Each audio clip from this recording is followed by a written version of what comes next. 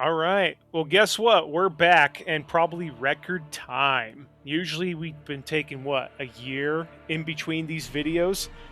This is a much better improvement.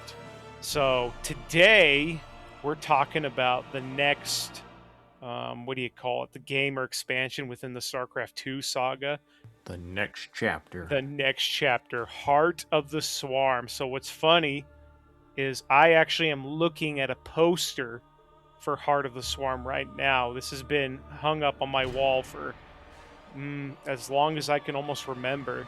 The whole concept and identity of Heart of the Swarm might be my favorite within StarCraft 2. Not necessarily my favorite story between the three, then again, maybe it is, but I'm just going to go right back to what I've been saying since the beginning, and Ian could probably back me up here. I just love the Zerg. Everything about the Zerg, this campaign, their identity, just such a cool concept. And the Zerg in this expansion, if I had to find a single word to really sum them up, it would be evolution. The word you describe Zerg is just gross. Gross. Gross. That's a good one. Gross. That's what a Protoss player would say. No, they got all these mouths and stuff. Protoss don't even have that, you know. They're actually sophisticated. No kidding, right? Yeah, I agree. I think the stuff about this, like you said, it's hard to say if this is the best writing of the three chapters, but overall, the way that the story is driven and what has to happen for Kerrigan is about evolution, which is, her character evolves, the storyline of the Zerg evolves, and then obviously throughout the gameplay itself, there's the mechanic of being able to evolve your characters, your creatures, your unit types, and stuff like that. So it is a pretty fitting theme to highlight. Yeah. The whole identity of their race is really based off evolution too. It's funny because I can't find the source of where I got this note. I'm looking at some of the notes I've written down, but I do know I've heard it. But when Blizzard was designing the Zerg, and I think this plays in for StarCraft 2 and possibly 1, is they said that the Zerg is like some of the funnest they've had to design creatures, a concept design. And the whole idea and philosophy behind it was like, what are we doing? What are we going to do with this? Like, I don't know, just keep throwing like spikes and mouths and any kind of nightmarish thing you could think of to it. Like, sometimes you look at a Zerg and you're like, does that really work? But I guess that when they designed them, there was usually some type of thought put into it. What's funny is the Zerg, based on what I'm hearing, is that in the original game, they were originally, as far as the three races go, they were originally going to be coined the term Nightmarish Invaders. Like, that was going to be the race name. And that's obviously a mouthful, and I don't know how they came up with the idea Zerg, but it just clicked, and it was a much better go than Nightmarish Invaders. Even though Nightmarish Invaders is actually pretty accurate if you want to just get technical, but that's something I thought was kind of funny. The problem with the term Nightmarish Invaders could mean anything. I don't know, Zerg for some reason just has that Z where it kind of sounds unique to the race. Everybody thinks of Zerg when they hear that. What I love about Zerg too, the name Zerg, is how it's also a big part of pop culture. Like, most people on the internet, especially gamers, use the word to mean basically being overpowered, or just just a mass amount of fiends or units overwhelming you. Zerg rush and just be completely overwhelmed. Zerg it, yeah, exactly. Kind of like the gamer of Blitzkrieg. Yeah, like it's become an actual term in gaming to mean when you overwhelm somebody, probably through numbers, which, thinking back, I don't think that was ever like a normal thing prior to StarCraft for people to say. Yeah, I don't think it is either. The one thing I wanted to touch on that really stood out to me as far as Zerg, if we're going to talk Zerg in StarCraft 2 versus StarCraft 1, is I will say two things. Because I think Blizzard did a really good job at continuing their essence and their identity, but the race itself is slightly different in StarCraft 2 and how it's presented. One, I would say in StarCraft 1, the Zerg, especially with Kerrigan, they focused on a gritty green color. And now in StarCraft 2, Kerrigan's identity is more focused on a kind of like a purple look rather than green. Does that make sense? This, all this, like, there's like this purple luminescence behind it. And 2, the Zerg in StarCraft 1 came off to me as very masculine, because you had the Overmind, you had the Cerebrates. That was kind of how their voices were. But in StarCraft 2, they went more of a feminine route. First, if I'm not mistaken, the queens in StarCraft 2 basically replaced the Cerebrates. And the instructor voice or whatever within the race is also feminine. So they definitely kind of went a different route. These are just observations. I don't think there's anything here that actually harmed or did anything wrong, but it's just something I noticed. Yeah, I think that's a good point, because it really shows it's Kerrigan's swarm now, not the Overmind. Everything the Cerebrates were kind of based around the Overmind, but now we have queens that are based around Kerrigan. They're more spike inspired kind of things, of like the Queen of Blades. So I think that's a good thing to rather than the point out. fleshy brain masses, like the Right. Overmind was a giant Yeah. eye mass, and now the Cerebrates were these brain mass looking things. You're right. That's a Looked good like point. tumors. Right. I remember this was something I wanted to bring up in the last movie, was what was unique about StarCraft 2, and we kind of did touch on it, but I'm going to touch on it a little bit more here, is when they open up this game, Heart of the Swarm, it's got a very impressive narrative in how it's kind of showing off how far Blizzard came, being from a small indie company to a full-out, like, talking successful AAA. It has this giant cinematic. We're talking 5 to 10 minutes where Jim Raynor's making his way to see Kerrigan. And you feel like you're watching something that belongs in, like, Mass Effect or Halo. What's funny is these all came out around the same time, so you can see how they're all kind of influencing each other in a way. But he's, like, entering this giant science facility, and then he's going down this, what do you call it, like the angled elevator. And what I'm trying to say is that StarCraft 2 is quite literally like 2 games in one. It's one game, but a lot of these other games, let's say Halo or Mass Effect, all they had to do was build the models, and then they had to put them in these cinematics, but they also put them into the game. But what Blizzard had to do, and they said this, they mentioned this in the documentary, was not only did they have to make a game, the RTS that we're familiar with, they had an entirely separate team just making these cinematics. Because every model, every character, every unit, they're not in the RTS game. And so you have this secondary team that's doing this huge project just to tell a story, and then it takes us into the game, which is the RTS version. And so, like, there was a lot going on with Blizzard, like, very ambitious moment at the time. And even the cinematics today they've aged pretty well, I think. This game, I think, desperately needs a HD remaster, but needless to say, it's aged well. Like, it has an HD remaster in the game, but the cinematics are a little dated looking, if you know what I'm talking about. Yeah, we touched on this when we were talking about in the StarCraft 1 episodes, how you could tell there was this urge to tell the story, but the mechanics that they had available to them, they just couldn't really do the story. There's things like dropping the lurkers on Yes. Protoss unit, yeah, right, just kill them. It just seems so corny and cheesy, but now you get a total flip. Again, I'll always say it because it's probably one of my favorite games of all time. Warcraft 3 really helped them launch how they wanted to tell these narratives, but then in Starcraft 2, they take it just a whole nother step further. Like you said, they built an entirely different game, or like engine to do this, and they really do jump up the narrative story capabilities and to a whole nother level. Yeah, because even in Warcraft 3, they were still using just the in-game units to tell the story outside of cinematics.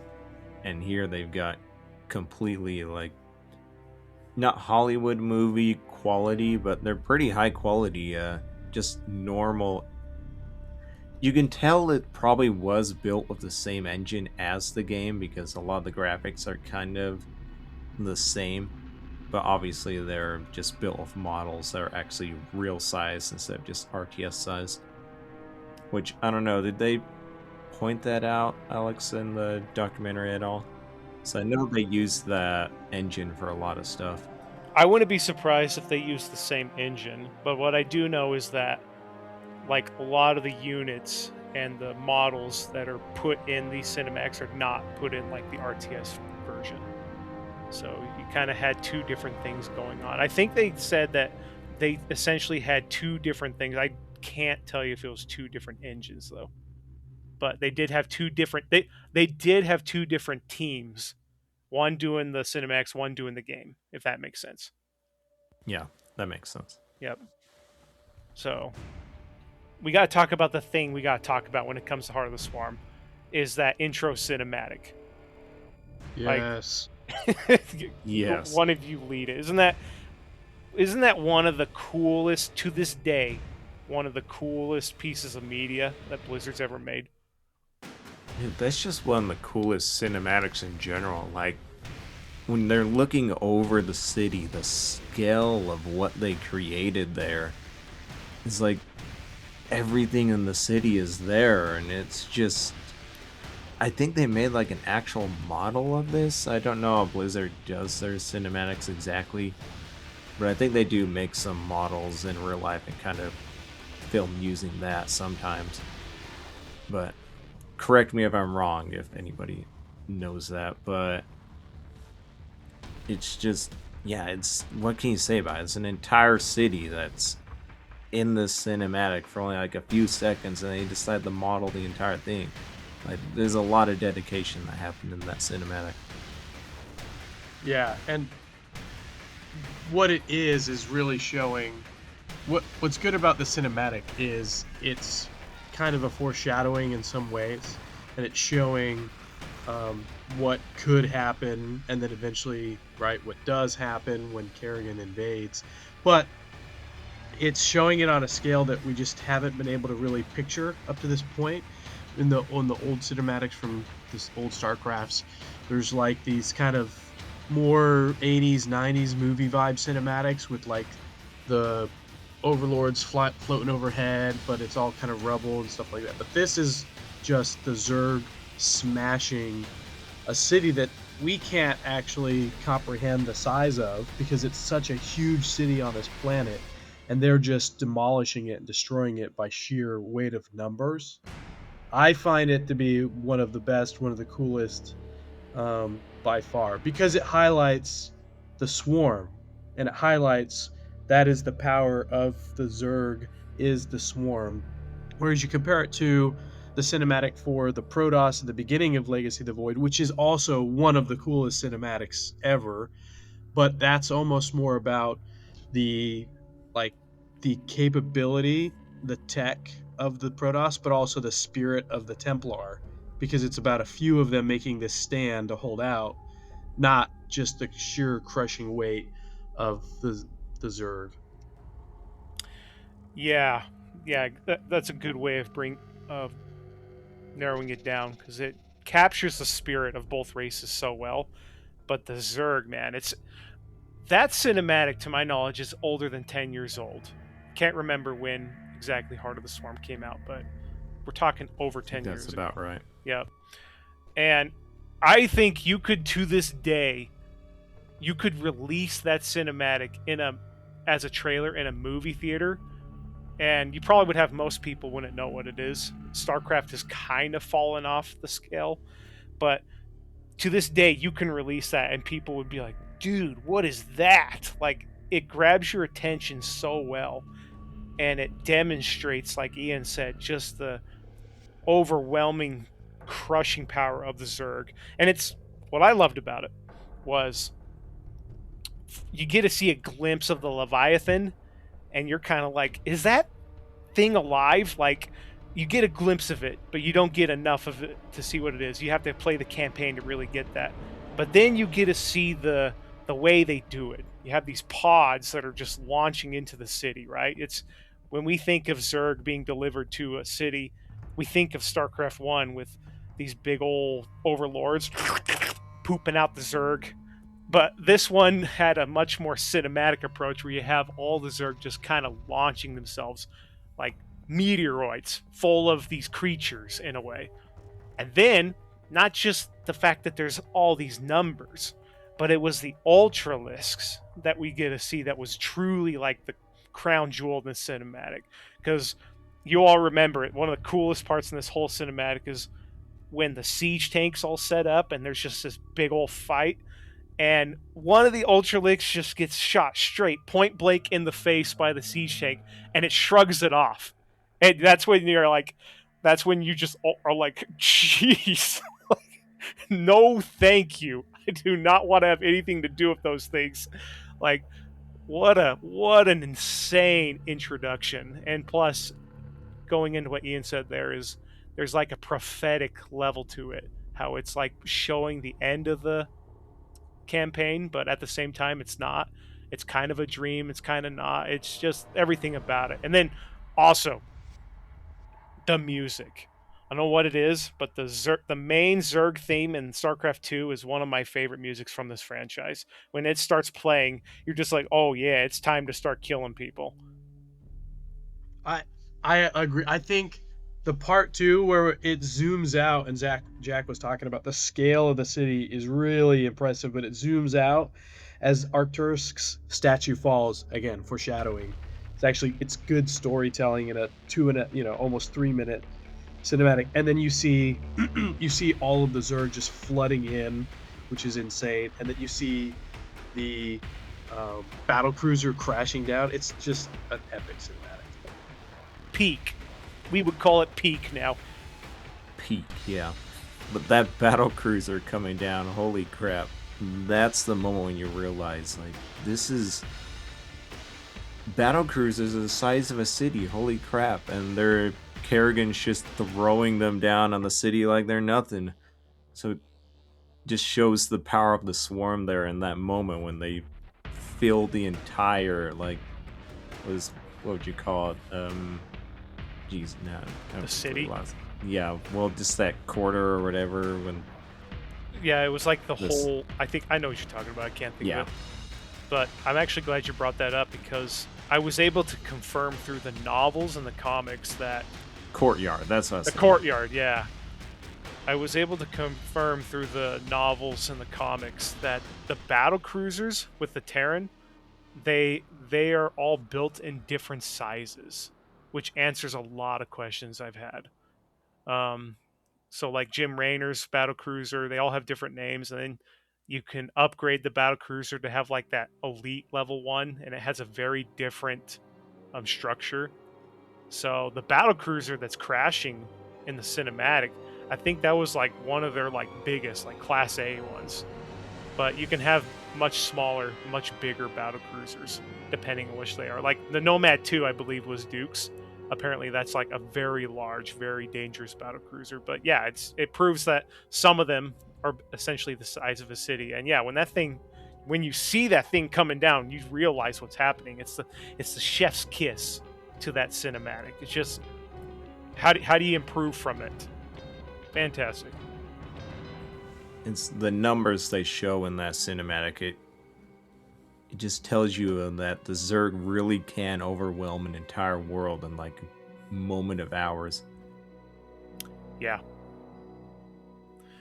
So going into the game itself now, while we're sitting here talking about how amazing it is, I'm going to talk about some of the things that there was one thing that I thought was so cheesy.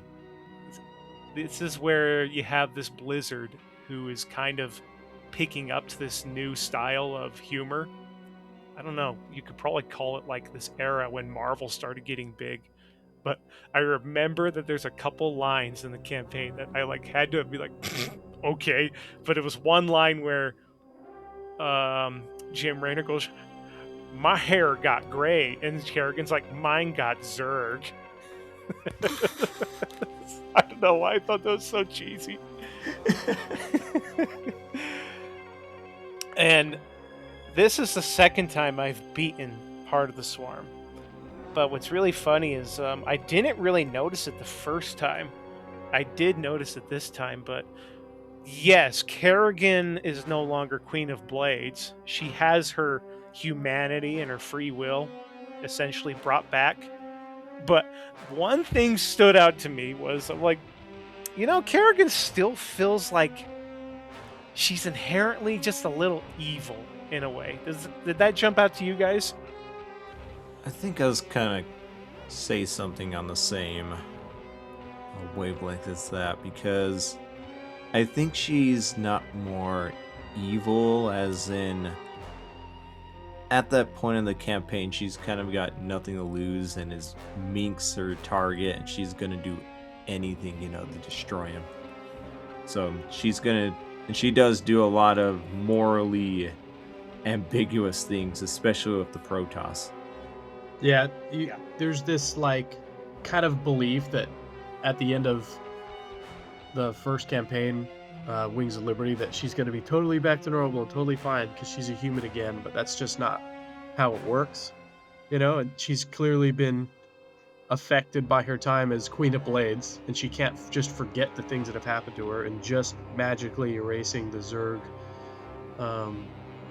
science erasing the Zerg out of her with the Zelnaga magic artifact is not going to fix it. So there's a whole lot that's going on in there, and then ultimately through the course the storyline of the game, she has to go back to being the Queen of Blades, the Queen of the Zerg, and kind of becoming that persona again, even though it is questionable and like you want to root for her as the protagonist. You're also like, but I'm killing all these people.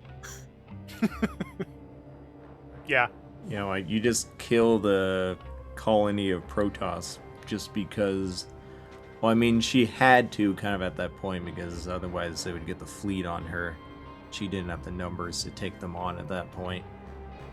But it's kind of a morally gray area definitely there, and just killing a bunch of Protoss that were really no threat to her. Yeah. Yeah, I want to point out 2 points of that I think really stand out to me. One is later in the game when she's trying to take over Char again, and she has to fight Horus Warfield, the general, the Dominion general, right? And basically after you are successful and you defeat the humans, there's the cinematic where she basically kills him. But in his like dying breath, he asks her to let the survivors pull out, and that's like her moment of humanity. She's still consumed with rage and vengeance, but she lets them go. I think is a pretty important part, but she still seems like a villain even though she does those things. Yes, I'm glad you brought that part up. I remember that part very well. That was the moment to really kind of show that she's a Queen of Blades, but there's something is there. Something is there, and I guess they're trying to indicate that. It's growth. It's character growth. Yeah, there you go. Character growth. And she still did have her humanity, as was trying to show. And they do jump into the story relatively quick. They actually do a pretty good job setting it up, but they obviously give her that motive to want to kill Minx and do anything she can to kill him, because right from the beginning of the game, I wonder what people's reactions were who didn't really like got it first night, like, wait, Jim's dead? It's kind of obvious that you're like thinking, well, his death happened off camera, so I'm not convinced yet, but it still gives her I mean, if you really think about it, it's not hard to swallow her decision there. If you're the one guy who brought you back is all of a sudden killed by the one guy who also screwed up your life, and he's holding the entire like human race with a tyrannical fist. She's got a lot to unpack with Arcturus. What's funny just to think about is that this game, Heart of the Swarm, really is kind of the closure to the original StarCraft villain. Now, StarCraft's never had an original villain, but from the very first act in StarCraft 1, Minx was that guy. Like, Minx was the one character that had a face that kind of felt personal in how he did everything, right? Overmind, all the Zerg, you just think, yeah, they're just born that way. But Minx was a character we can relate to, that we trusted. Turns out he's a piece of crap. This is actually closure to his story. And while the last game was kind of about redemption, this game is about revenge. Like, it's all about revenge. And I'll say one more thing. We talked about how there's a lot of context that the novels put into this grand story. There's one novel that was written that I don't know if the novel actually came out before Heart of the Swarm. It probably did, and I'll put it on the screen if I get the name wrong, but I think it was Flashpoint, but it was one of the Christie Golding ones. But this novel was actually written to connect Wings of Liberty and Heart of the Swarm and show how Kerrigan got to that point in the beginning of Heart of the Swarm, because you know how it just kind of throws you in and she's already like fine and she's standing and you didn't get to see any real moment of how she like grasped it. That whole book, while I don't remember it being my favorite, it had so many details. Like Kerrigan, like she was like miserable, like she was freaking pissed that Raynor didn't like kill her, because she had like all the guilt that of all the people she killed inside of her. Like she felt like she should have just been killed. And so there's a lot to unpack. And so if anybody wants like some of the info of what happened in between, that novel has it right there. So just throwing that out. The other point I was going to bring up that makes her feel like a villain is it's in one of the first levels that you play, where you have the little larva that goes in and basically terrorizes the Protoss like a alien movie. You basically play a xenomorph movie for the episode, for the level. I thought that was such a fun level, but it is like, again, almost these kind of cheesy, over the top villain vibes, that she's guiding this larvae to go through and take over animals that like kill the Protoss and just crash the ship. But it's also pretty epic. I agree.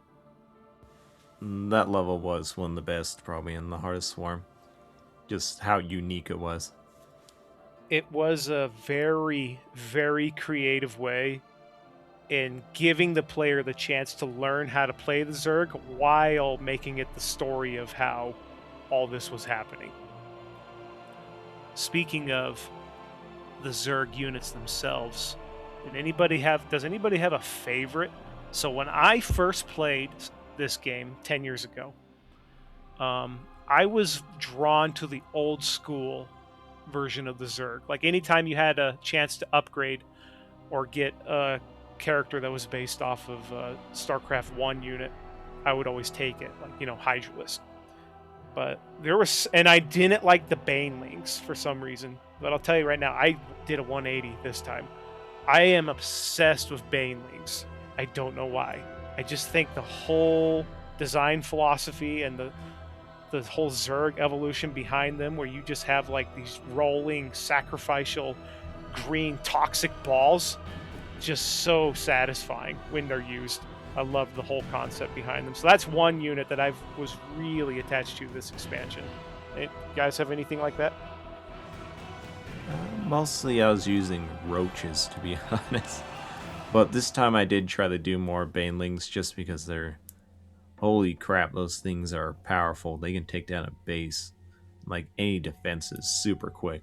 Mm-hmm. But, yeah, just roaches and Hydralisks, I guess, if they have a bunch of air units. But Ultralisks near the end, you just can't do better than Ultralisks.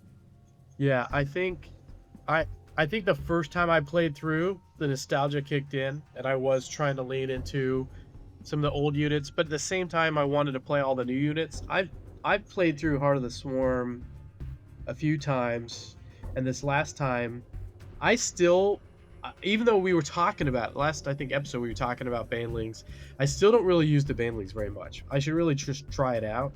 But I really do like the changes that they made to the Broodlord. I think that's an awesome like update and upgrade. That instead of the acid spores, which was a cool feature, they're now just shooting broodlings at things that attack things, and then the broodlings become targets. Like that takes the aggro off the broodlords. I think that's a great upgrade. I think the roaches are also a really good one. And then when you upgrade the roach to the ravager, it gives you a whole different aspect to the gameplay.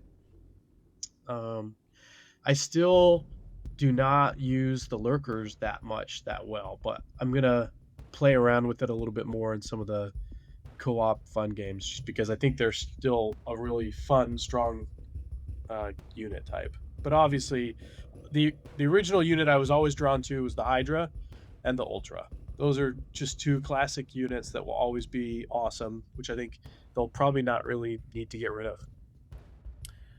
Yeah, it's like what Jack said. You can't really beat the Ultralisk. It's just Yeah. the Ultralisk also just got so much better in this game versus StarCraft 1 with how you have the options to first he can burrow. Second, he's just got that cleave damage. Like everything about the Ultralisk is just insane. And I will always forever be a Hydra fan. Just so versatile, so efficient, so effective. You can almost essentially win every campaign if you just max Hydras, honestly. Yeah. I didn't find much use for lurkers. Maybe I need to find a moment that it could be used. The problem is Kerrigan in the campaign is so powerful that you can get away with a lot of stuff.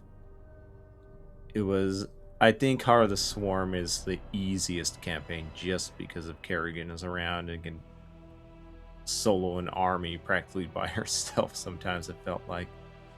Yeah, I agree. I think not that it not that it necessarily takes anything away from the campaign, it does create a different vibe and play style though, because you're not relying on it's in Wings of Liberty. It's pretty much all just how you play the RTS style game, and even in Legacy of the Void, there's very few times that you have any heroes to control. And even when you do, they aren't the like army destroying force that Kerrigan is, which is kind of the point that Kerrigan gains this super amount of power. But at the same time, it does make the game mode a little bit easier, different. Yeah, it's definitely. I felt it when I went from Wings of Liberty, the Heart of Swarm the first time. I was trying brutal, and I'm like, this seems like as hard as like hard mode on Wings of Liberty is weird. And then even the levels where you don't have Kerrigan, they give you a Stukov, which is just as powerful as Kerrigan is. Well, I'm glad you brought that up because I was actually going to ask about that because Jack was telling me that it's the hardest level. And it was. Well, let's be honest. Level 11. Well, I'm thinking of another level, yeah. Right. But level 11 is the level that everybody knows is the one where you have to defend Kerrigan and the Chrysalis. Yeah. And yeah, I would say I beat this campaign on hard this time, and that was by far, I think, the most troublesome level. I failed the first time I played it, and I had to reload at one point, and I eventually figured it out. It helps if you click the button that released the locust. I think I failed because I forgot to use that ability at all. So, just I recommend using it. Oh my gosh. Not using the yeah, swarm good luck to its not fullest. using it on brutal. So here's something funny. Not funny, interesting, I thought, is all the little tidbits, all the lore surrounding the Zerg. I'll call it the Godzilla effect.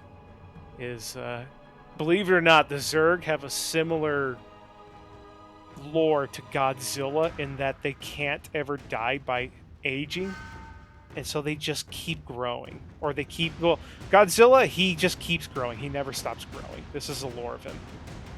Zerg, it's the same thing, only I don't know if they never stop growing, but what they do is they keep evolving.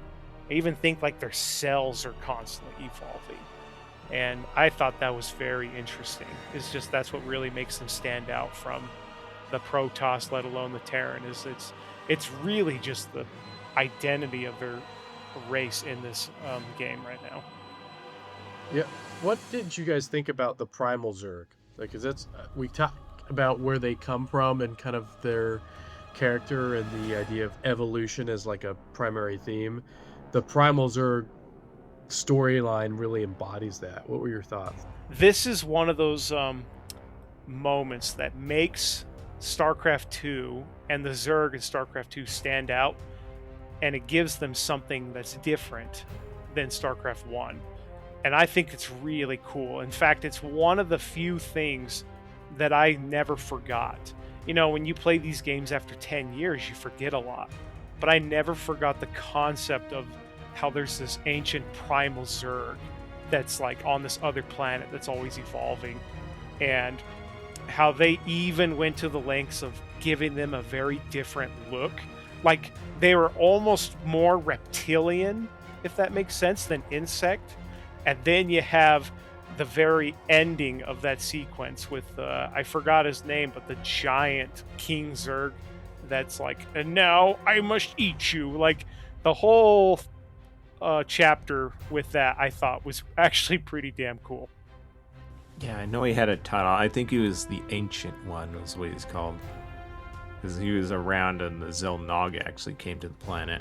At least Amon did. Oh, dang, so he's old. Yeah, he's like really, really old. So, but I think that did show kind of the difference between the old Zerg of what they turned into, where Abathur is really trying to make the Zerg perfect, almost. Well, I guess one of his voice lines is actually, I think he kind of goes away from that because you can't really have perfection. But the primal Zerg are just whatever goes, goes. Instead of evolution going in the one direction, like the Zerg, when they're faced with cold, you know, they go assimilate with the cold and become better against it, where the primal Zerg are just kind of randomized all over the place. Just whatever happens, happens pretty much. Whatever your prey was, you simulate them and become stronger. Yeah. So it was the Chaosia versus basically pointed evolution was what Amon kind of did to the Zerg. Yeah, that's a good way of looking at it. And Abathur kind of embodies that idea of like genetic engineering and genetic perfection that is a reflection of what Amon does. And then the primal Zerg are what they were maybe before that, or even because of, but still they're kind of the keep what you kill, but to an extreme evolution version, because they just run around killing each other, and as they do, they get stronger. You have the cinematic when they get onto Xeris, the primal Zerg homeworld, and there's Zerg catching other Zerg, and as he eats that Zerg, he gets something from it, you know what I mean? And then another one gets him. It's just the ultimate expression of survival of the fittest, which is also a pretty cool story to explore. So, yes, adding to that, so if we can throw some names out, I pulled them up. That planet was Xeris, and Zervin. Was it Zervin, the big guy that Kerrigan kills? I'm not trying to pull any type of politics in here, but your comment actually made me chuckle, Ian, because I just realized that how that Zerg eats him and then he just straight up evolves right there. These primal Zerg's concept of evolution matches how like people who hate evolution and how they interpret it, how they're like supposed to see it happen in real time. So I think that's kind of funny. Yeah. Yeah. Right? The people that think, that giraffe just really needed to get to the taller tree, so he just thought and made his neck grow longer. That's how it worked. Yeah, exactly. The giraffe Nailed it. That's how it is. He nailed it. The giraffe ate a snake and his neck came out. That's even better. Giraffe just looking around like, how do I get taller? I need something long. Snake. No, I agree. And what the Primal Zerg did was, because Jackson made a great point that you have aim on kind of engineering. It's like this planned out, really meticulous, thought out form of evolution. But then you have the Primal Zerg, and it's just straight up dog eat dog world.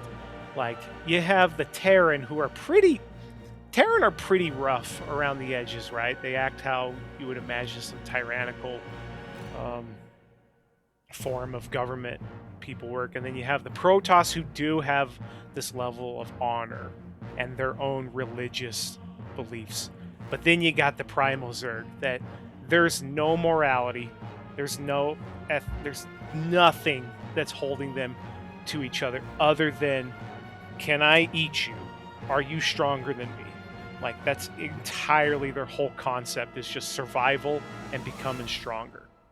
Yeah, don't forget the Protoss have an oppressive caste system. Yep. Not perfect. Yeah. But the character Dahaka that you meet once you go to Xeris, that follows Kerrigan around later, who I remember in the first time I played through this being a little bit more of a central figure. I felt like I did more with him the first time, and then playing through it again recently, I don't remember actually doing that much with Dahaka. But he tells you all of this too when you have those conversations with him, the side conversations and stuff like that. All of his actions are just about getting better, evolving to be more fit to survive better, and that's all they think about and care about. Yep. There's where you just say, "We want essence," something like that. It's all about essence. With his little arm. His little tiny dinosaur arms. Dinosaur arm. His strong hand. Yeah, get you with his strong hand. Yeah. Oh gosh, Dave. But it's true. It's like, you must eat essence, must survive. Yeah. Kerrigan gives us essence. We stay with Kerrigan or Kerrigan essence. So, here's a fun little fact I learned about the Zerg. Can't remember if this was from the novels or the game or the comics, but the Zerg only feed, like physically eat prey to survive when they lack the creep. Otherwise, but if they're in their civilization or their group with the creep, with the hive, they don't really necessarily need to eat. They can get everything from that. So I think that's another way you can actually. Did the Primal Zerg have creep, or were they just more creepless? I don't think that they did. Yeah, I don't think they did. So that would fit the lore then, assuming they didn't. I could be wrong, but I thought that's pretty interesting stuff. The creep is actually a very big part of... Like, we overlook it as big StarCraft fans. We think of it as the purple ground that you can build Zerg buildings on. But the writers who made this universe made the Zerg creep a very... important part to the Zerg race, and I think the creep is like the extra part that really makes them more extra. It makes them so dangerous because it's the living biomass that allows them to not only get their nutrients faster, to heal faster, and to communicate faster, but it's almost an intelligent thing on its own. One of the StarCraft comics is about... It might even be a Protoss science facility that's trying to study the creep, and that shit's like alive. Like, we only see the creep on this level where it's, you're playing with these big units like Goliaths and siege tanks, so you don't think much of it. But when you put the creep in like a small setting with like scientists in a room, they have to contain it because that stuff can like reach out and try to infest people.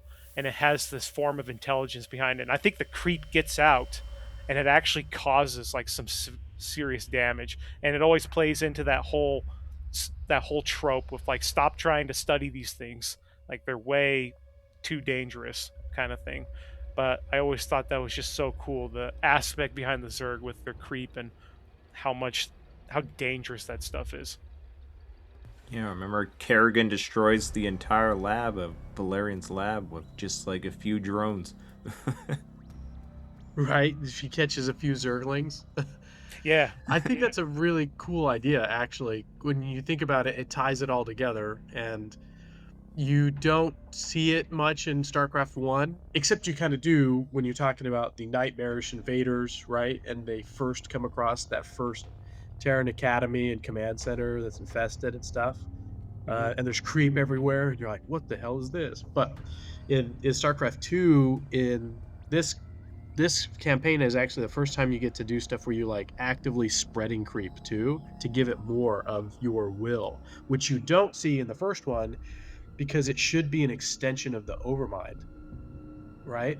Yep. And then now that Kerrigan is the queen of the swarm, now you're in control of it using the queens or whatever, is a really cool idea. I only wish, as much as I like that you can spread creep through the game with the creep tumors, I only wish there was a small amount of creep where the creep would just continue to grow out throughout the game if you didn't like stop it. So if your enemies didn't destroy your creep tumor, stuff like that, it should just naturally try to evolve, and that would be like the final touches on the Zerg story and play style.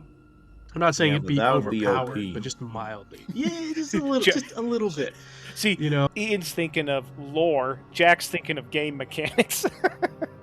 but because you can find these creep tumors and destroy them, you can clear the creep easily. You know what I mean? I'm just thinking it would be that little extra finality to the lore of the Zerg, if that was a thing, but only like whatever perfect ratio, because I don't know how you would say it in the game, but like, one little frame does a creep go like every 15 seconds? I don't know.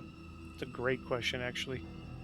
You know what, Ian, that's the whole thing is telling you, is you have to do it. The creep's not going to do it itself. Yeah, the creep's my angsty teenager. Yeah. If we had StarCraft Ghosts, we'd probably have more creep lore. Probably. Yeah. No, I like all those points that you brought up. So, not trying to, shifting the topic here real quick. Let's go to the story at the very end. So, Wait. Yes, We do that, but before we just jumped past the whole game mechanic that made this campaign very interesting and fun, was the fact that you could do these side missions to evolve your Zerg. And one of you was talking about it earlier, where like you go to the ice planet and you get the roaches that are more hardy and resilient or whatever, or you get the different Zergling upgrades and evolutions, and the cliff jumpers versus the triple Zerglings that spawn and stuff like that. Like all of that stuff in the game was tons of fun. I really enjoyed, because the side quests are all pretty short. They are like Baby Town Frolics, easy, but that's the point of them. They're just showing you like a demo of what these things can do. But then when you play the game, you have the opportunity to pick if you want to have kind of like different styles of play and approach. And I would like to know if you guys, when you were doing it, had like certain ones that you preferred more than the other, or did you lean towards one aesthetic versus the other? Because you were talking about earlier, Alex, basically when you pick these Zerg variants, you get a purple or a green strain. So were you going all green, were you going all purple, or were you just going for the certain ones that seemed the most fun to you? I'm actually glad you brought that up, because I did take note of that. And this is going to sound funny, but it's purely coincidence. I did not try to go for an aesthetic. I legit picked the strain that I thought looked the funnest. And I'm very big on that. Like when I'm playing these games, I'm not trying to pick, that's going to be the tactically most advantaged one.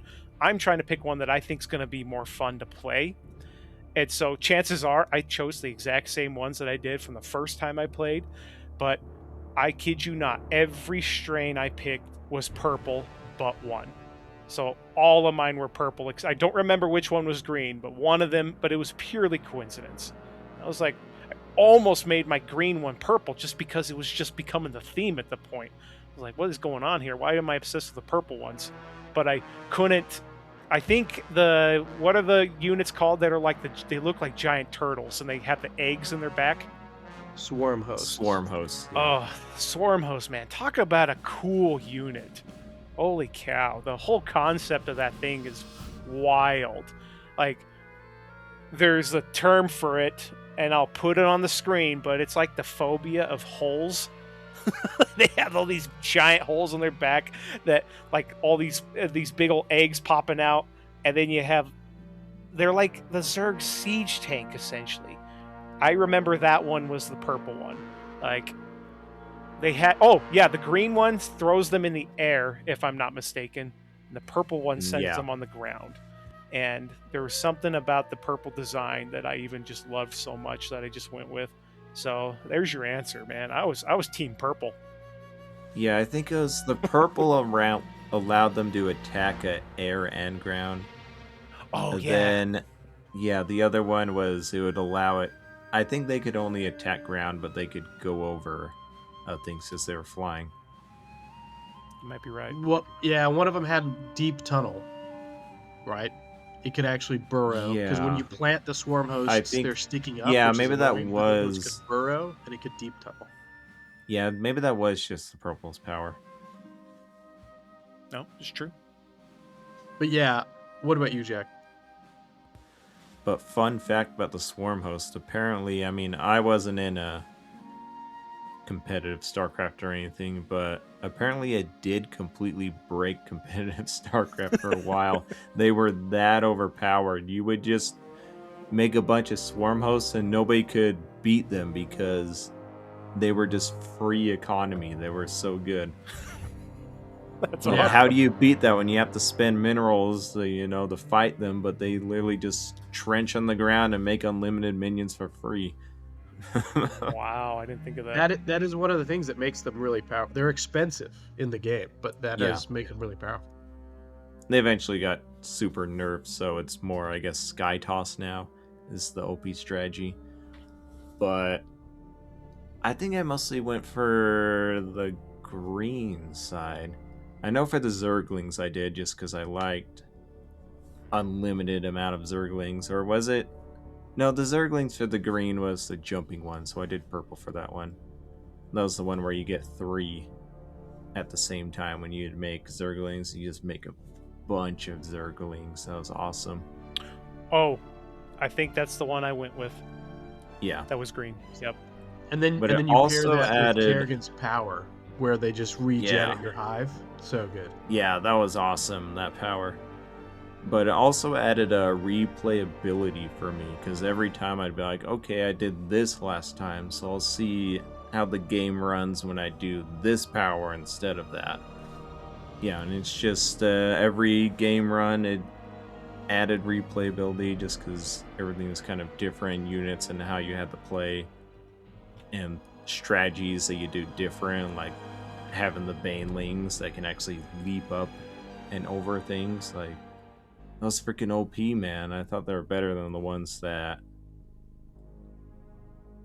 Well, the other one was... So one was the leap, and the other one was when they explode, they'd create more. But I thought just to be able to leap straight on the enemies was great, because you didn't die when you're going to them. Unlike the other ones where you die on the way to them. One of the things that's fun about one of the strains was usually something akin to like, how do I Zerg more Zerg, right? Because you have the multiple Zerglings, you have the mini roaches that come from the roach, you have the mini banelings that spawn and do it again. There were several strains that all make the Zerg make more of themselves quicker and faster, so it just lends itself to this overwhelming numbers game. And then the opposite of those were usually either the skill or some other advantage that wasn't just brute force numbers like the jumping up and down the cliffs thing or stuff like that, which is also a fun way to play. I think I typically lent myself to more purple strains too, and I don't know why. It wasn't through any intent other than it was just kind of the play style that I wanted to go through. But now I remember what I was. Nope, I've just lost it again. And the Ultralisk coming back in the purple strain after they died was just awesome. Yeah, Yeah, that was too epic. that's a hard to turn that down. I think I did do the green this time, and dang, those green Ultralisks could destroy Marines and stuff, though. Speaking of these Zerg units, this is the one unit I don't think you can make the, what were they called, the aberrations. The Oh, you can, but yeah. Yeah. you can, okay. Well, they're not in the base game. They're only in the campaign. Correct. Okay, that's where I was mixing it up. But yeah, you can make them. But let me talk about the aberrations for a second, because there's something about, and maybe it's just me, but I think there's something about the horrors of a monster that's part human. Because the aberrations remind me of necromorphs from Dead Space. They also remind me of that really sick alien at the end of Alien Resurrection that was part human. And like when you see the Zerg, you just think these are cool monsters with teeth and claws. But then you see the aberration, you're like, that's just straight up a human that's not, and it really unsettles me. Like those were the creepiest Zerg unit in my opinion, just because of the human features on them. Yeah, was it? Abathur says like they're sloppy but effective. So I guess they were not made by him. They were just was it? Niadra's the one that created them. Kind of just more this brute force unit only used for one purpose. And it did its purpose great. Weren't they like siege units? They were good at breaking buildings. Yeah, they were great siege units. Yep. Yeah, to me, it was the only unit that really didn't feel like it fit, though. It was the unit that felt the most out of place out of all of the unit types that the Zerg had, but it did have a place and a purpose. And I did like the extra little effect that smaller Zerg units could run under the legs. Yes. That is a nice touch. Yeah. Yes. That was actually really yeah, cool. And that was the point that I was trying to make, is Niadra created this outside of the swarm while she was outside of it, so it wasn't created by Abathur or the Overmind, so it was unique in that aspect. Oh yeah, that's a good point. Yeah. I remember what I was thinking about when you talked about the replay value, Jack. I agree that one of the things that the second, like Heart of the Swarm and then Legacy of the Void do well is it's easy to shift between your abilities and your upgrades. The first one, Wings of Liberty, obviously it's the first one, so can't nail it, but you can't really change anything as you go. You buy an upgrade with a finite resource, and that's what you're stuck with when you play. And then if you finish the campaign, you don't have enough resources to max everything out, no matter what you've done. So you don't get the ability to, one, see all of your upgrades and max it, and two, to play through, you have to play through the game again and remember what you picked to pick all the other stuff to do it, which is fine. Replay the game. Wings of Liberty's not that long, but in this game with Kerrigan's abilities and the evolution of your units, you get two different paths of spec that you can do, and that makes it a lot of fun. Makes it like replayable, like you said. It's a good time. I'd agree. So fast forwarding to the end of the game, the narrative of the story, I think the final cinematic is actually quite dazzling. It's really cool to watch, and Minx, his character is great, and the voice actor just nails him. Original voice actor of Starcraft 1, by the way, so I'm glad they still stuck with him. I want to ask you guys, though, because it's like the one part of this campaign that just is something itching on the back of my head, and it could make sense because Kerrigan just feels so powerful, but I just like, walking into Minx's office and not expecting a trap. I feel like, come on, Kerrigan. I feel like this is all Minx ever did was set up a trap. So when he's like, "You don't think I didn't have an insurance policy?" It was almost comical when you see the card effect coming up. It is, but it's an interesting point to, like what you're saying. One, she's just super powerful. Two, she probably knows that there's a trap, but sometimes it's like that trope. Oh, the only way you can defeat a trap is to spring the trap, and then we'll figure it out. But also, like, Kerrigan is and was throughout her whole time as the Queen of Blades, and we know her more as the Queen of Blades than we ever did before, arrogant. And part of that is because of her power and her capability. She's arrogant. And that kind of also between the arrogance and her rage, her need for vengeance, which again, you said it, this is what this whole story is about, is vengeance against Minsk, using the swarm, building the swarm to do that. That is, I think, exactly why it works and the narrative doesn't feel too forced, and it just sets it up, and that happens, which then leads to the knight in shining armor coming to save her.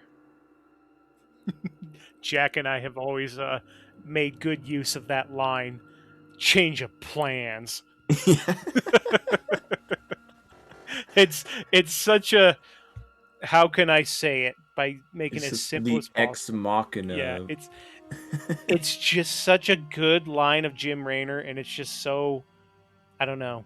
It feels good that he just shows up, but at the same time, it's like, how did Jim get there? Okay, it's like probably top 3 lines, right? And the Yep. other one is, "Hey man, Hey man, Hey man. hey man." I would not be surprised if I heard "Hey brother" from James Raynor. Brother. But no, you're right. That is a good one. I actually, having just finished Legacy of Void, last night with the epilogue, I'll save it for that episode. But there's another line that is almost better. But Change of Plans at that moment is probably one of the best, for sure. Awesome. It's a great point. Awesome. No, he's it's just, you can't have StarCraft without Jim Raynor. But we did talk about him last. This is Kerrigan, and I will say this. When I beat Heart of the Swarm, man, there was some feelings. Like, I was like, man, this is such a satisfying ending, in my opinion. Like, you could end StarCraft there.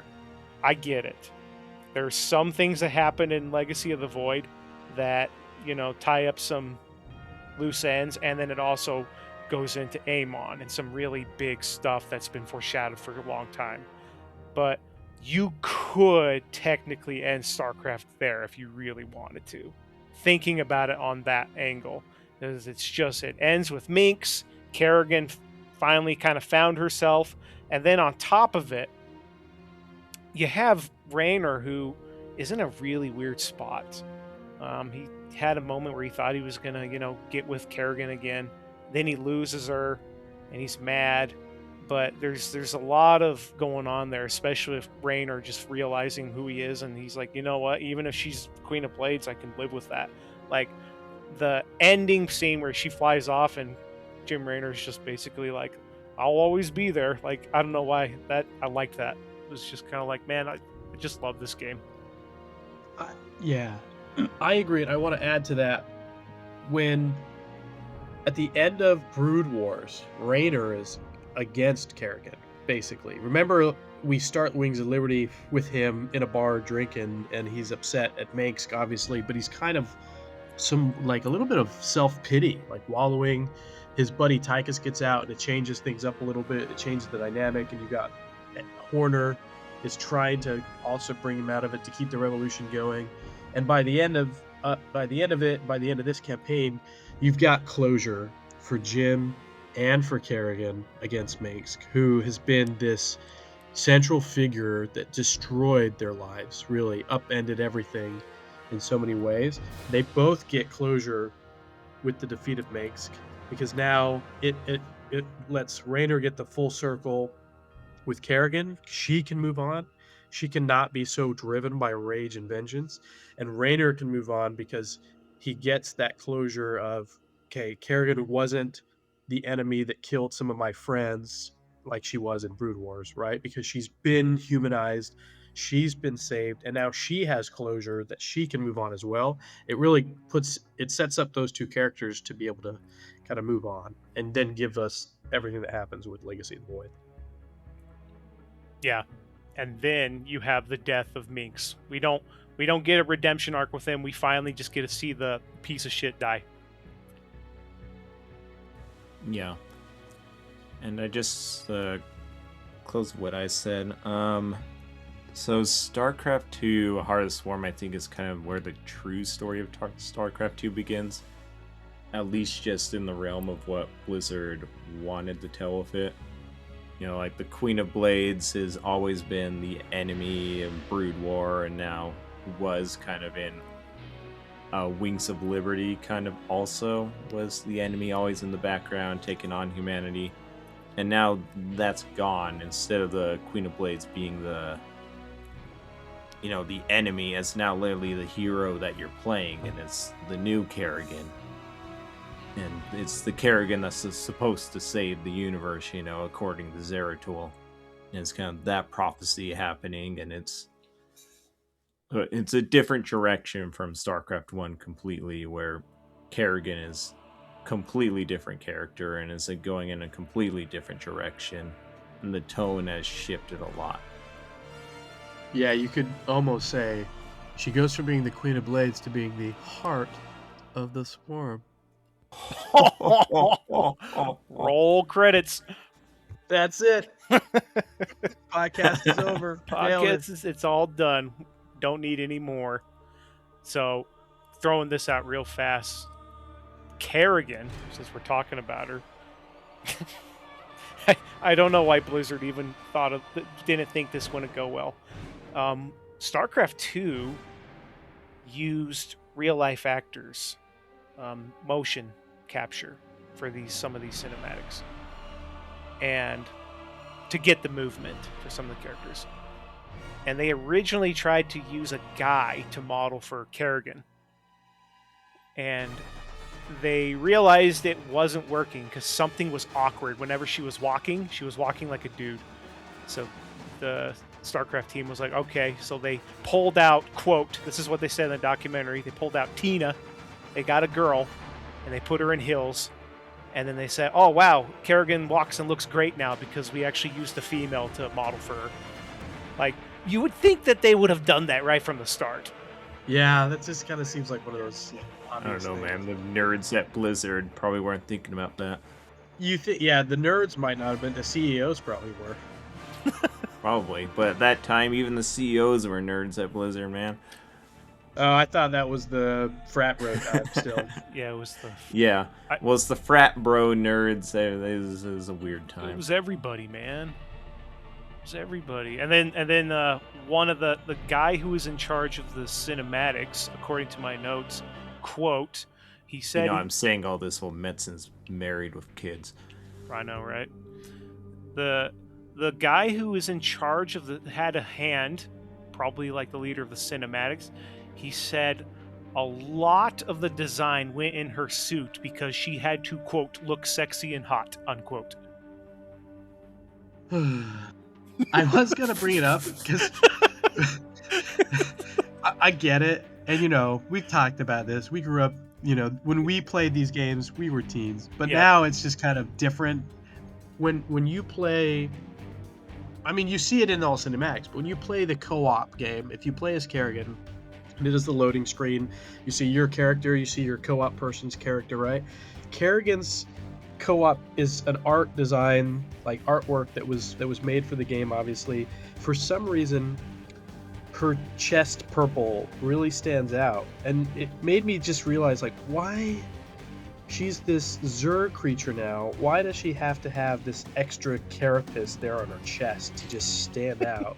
And I don't know why I even have to ask, because we talked about it. It's very clear sex sells too. Like Yep. Kerrigan's character is super like hyped up femme in a lot of ways because she even has heels as she's the Queen of Blades. She has heel spikes that she steps. She doesn't have a flat foot. She doesn't walk flat footed. She walks like she has heels. It's like, what was Oh. the design thinking behind all of this? Hold on. Don't ever take away those heels. I was always a fan of those heels. But yes, you're right.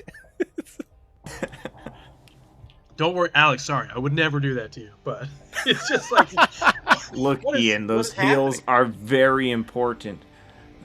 Very important. And since you brought it up, you're absolutely spot on. I had to Google it. Heart of the Swarm came out 2013. And when we think of video game characters that was straight up designed in a sense of sex appeal, Cortana and Halo 4, big time. And that came out a year before this game did. So it was the culture of the times. Yep, you're right. I mean, if you quick Google Cortana and Halo 4, very different than Cortana and Halo 1. Yep. Like, hugely different, you could say. What is Look, happening? Cortana being hot was core to the plot, okay? Listen, that is a very important part. You upset all them Halo fans when you gave her clothes in Halo Infinite. Come on now. Yeah, what were they thinking? What were they She thinking? even has, like, the pose is even different, too. It's just... Uh-huh. But yes, you're spot on. Kerrigan did have the heels. It's there. But they got Tina. Thank goodness they got Tina to walk in her because she had real hips. Sway. Yep.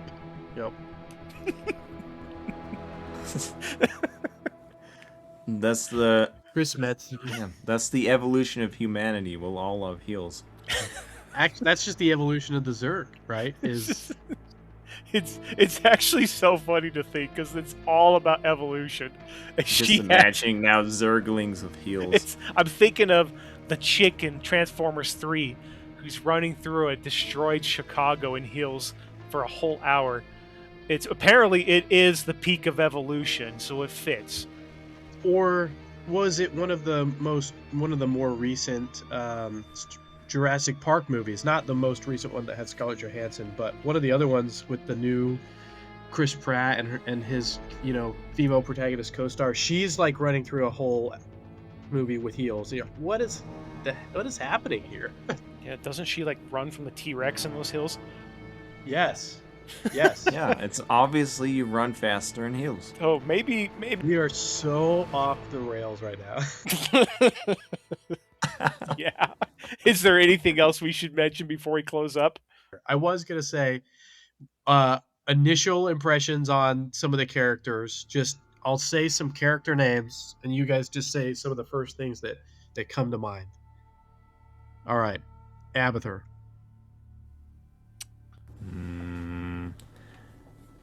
Evolution. I'm thinking of evolution.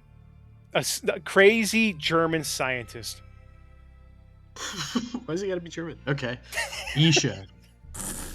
Which one's Isha again? Exactly. Do you mean Nisha Isha? or what? I Well, it's Isha. She is Kerrigan's like self-help brain that she talks to herself. Wait, no, I have. you know? Okay, I have Okay. Abathur. I have Abathur's word. Indubitably. Indubitably. Abathur, I strictly remember him for his pose he constantly makes when he goes to touch her, and she says, "Don't touch me," and then he puts his hands up like, "Okay, okay."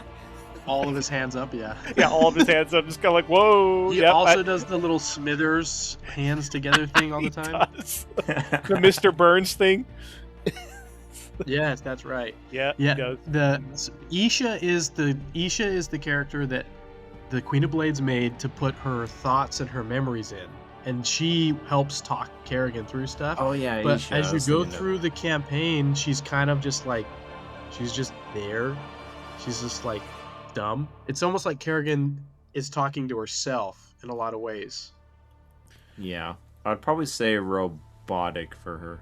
I would say she is literally in that game to give the freaking campaign a narrative, because Exposition. with the Zerg, yes, there you go. Because what's she gonna talk to? A bunch of growling creatures.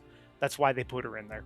Yeah, 100%. Yeah, she kind of reminded me of like an adjutant from Kerrigan, from Terran. Like maybe that was what she is the Zerg she was evolution of modeled the after. adjutant. Yes. Yes, correct. She Well, the evolution of the adjutant would be Cortana, Halo 4, but yes. Yeah, the adjutants aren't hot yet. right. Niadra. Actually, no, don't do Niadra. Do Zagara. Zagara. Strong hand. No, that's Dahaka. Oh. Zagara's the queen that you pick up. She's the Zerg queen you pick up that sticks with you for a while because, quote, was that the Zagara? Queen of Blades Wasn't that Niadra? Or no, maybe Zagara's I'm getting all the these. one that you get, that you keep. Yeah, Niadra's Niadra's one that you have to fight. I thought you fight Zagara, but Zagara stays on the ship with you. I thought Niadra's the one from your first, or like the early levels that you make the little larva of. Yes, She becomes. That's it. Okay, they all have the same Zagara icon is the one face, you pick so. up later, who fights you.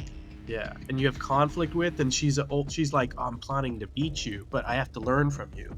Yep. Yeah. I guess I would say warrior. Probably learning. I don't know. It's probably another word. She does have some character development by the end. My issue is the Zerg queens, essentially, in the story, just don't stick out enough for me to really remember enough. Like, I remember Kerrigan, I remember Minx, Zabather. A few of them really stick out, but they're just kind of there. I think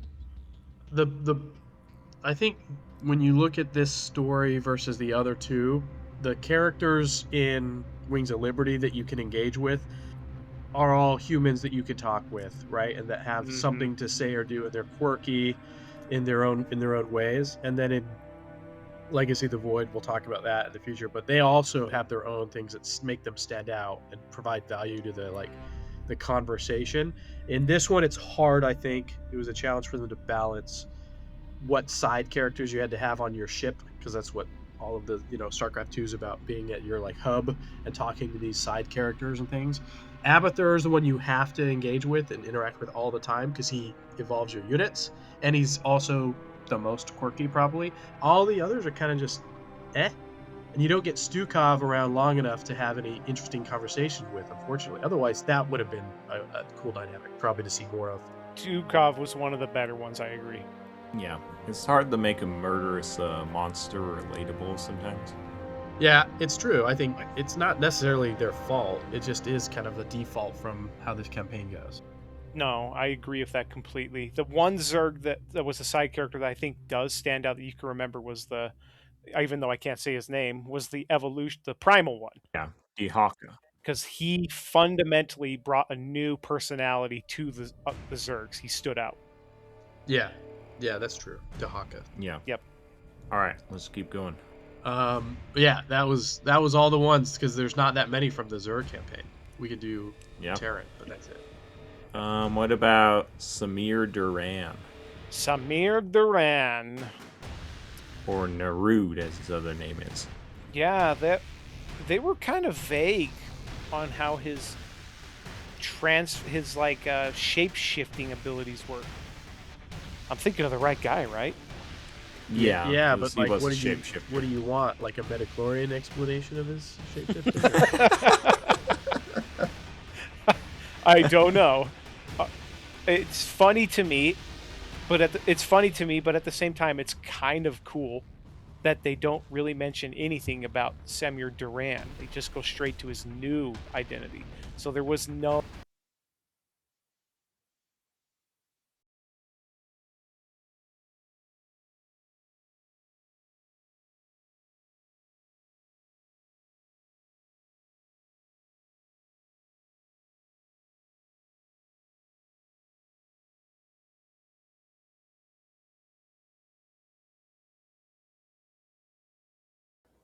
Narud. Was that his name, Narud? Professor Narud, yeah, which is the reverse of Duran. Yeah. Oh, wow. Oh, Geez, wow. Narud isn't that smart, I guess. He's What this if somebody ancient. figured Well, that I don't want to out, get any man? spoilers away, but he's this ancient force that's been plotting these things forever, and the best he can do is Narud backwards is Duran. Straight up plot out of Troll 2. Okay, the last one that I'll bring up, and then you could say whatever else we want, and we can close this out, is Valerian Minsk, because we didn't talk about him that much in the first episode, but he does, have a role in this one because he tries to help Kerrigan early in the game, and then later when Arcturus is killed, he becomes the Emperor. But anybody else feel like Valerian Minsk has either really close to like Anduin Manduin vibes or Val Kilmer, young Val Kilmer vibes?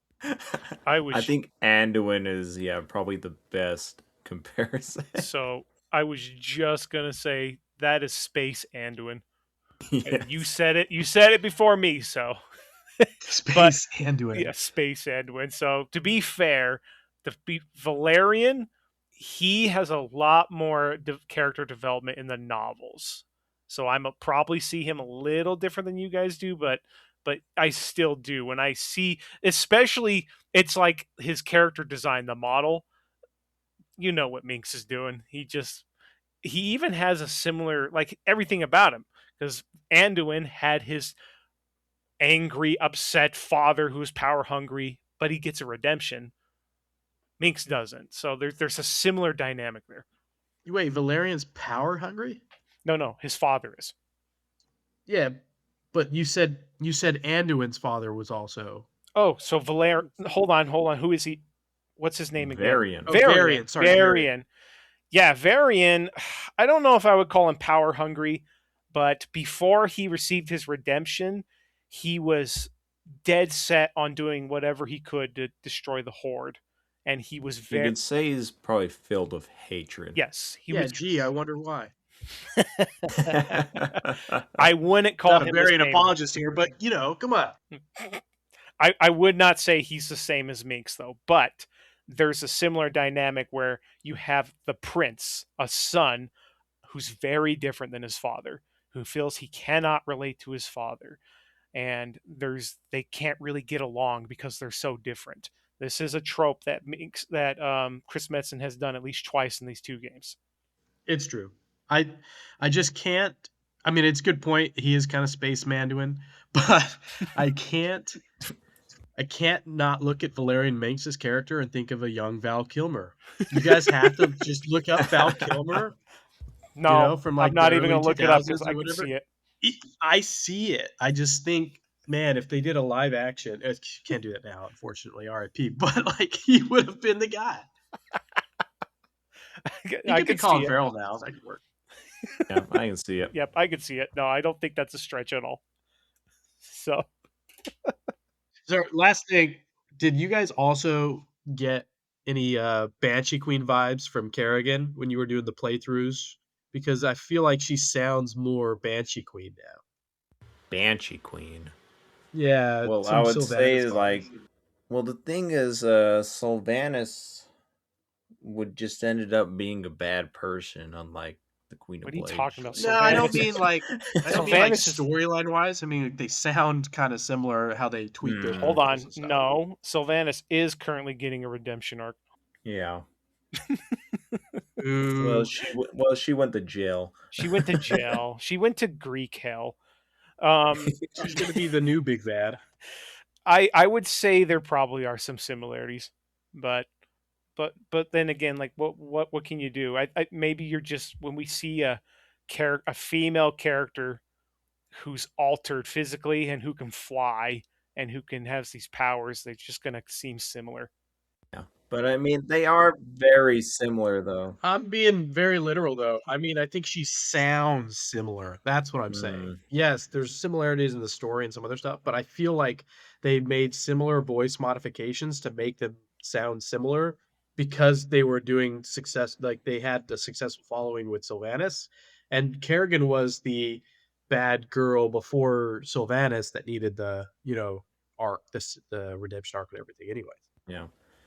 Maybe it's just voice modulation. The problem is Sylvanas has gone through voice actors, and her latest doesn't sound anything like Kerrigan. Oh, see, that's the other point. I'm thinking almost back to the time these were coming out, which I can't remember how Sylvanas sounds, but I can play Warcraft 3. I can play, original World of Warcraft and know how Sylvanas sounded and watch the cinematics. I don't know any of the new ones because I haven't played Warcraft for so long. World of Warcraft. No, that's fair. I can see where you're seeing some similarities. Yeah, it's just the voice modulation. They did the same thing. I Yeah, mean, it's that's all. That's all I was bringing up. yeah, it's gonna be just well known that these games that came out at the same time from the same company, they're gonna have a lot of similarities, especially the villains. Well, we'll talk about that next episode. That Amon is just space old god. Oh yeah, either even Yeah. Voidy and Tentacly. They're all Voidy and Tentacly. It's all the same. Yeah, He's just literally a Void Lord. yeah, he's straight up a Void Lord. Like they could just be like, yeah, it's a shared universe at this point. Like At this point, they might as well have. yep, And Amon was working with Sargeras. yeah. No, that was the jailer. You haven't seen the jailer, Ian, but he's behind literally everything, probably even You're right. StarCraft 2. So yeah, we need to make a picture of the jailer like shaking hands with Amon or something. He tricked Amon this whole time, man. It's all the jailer. Jailer's just like in the infinite cycle. Yes. And then when he got killed, he's like, yep. No, the infinite cycle doesn't even exist. That was all the jailer's plan. It's just, yeah, no kidding. Now you got Blizzard basically saying that, well, there's still more forms of death. And it's like, oh, come on, just stop. Yeah, you do die and go to the StarCraft universe. Great. So, yeah, so that covers us talking about Heart of the Swarm. We plan on at least having 2 more episodes because we got to cover Legacy of the Void and the chapter that centers around Nova, which I've never played before. So I'm looking forward. I know. I'm looking forward to it. I've never played it before, so I have some new StarCraft to look forward to. So if anybody was watching, thanks for listening. It's only been 10 years. It's been a minute. So thank you guys for coming on, and we'll see you guys later. Yeah, it was a good time. Yeah.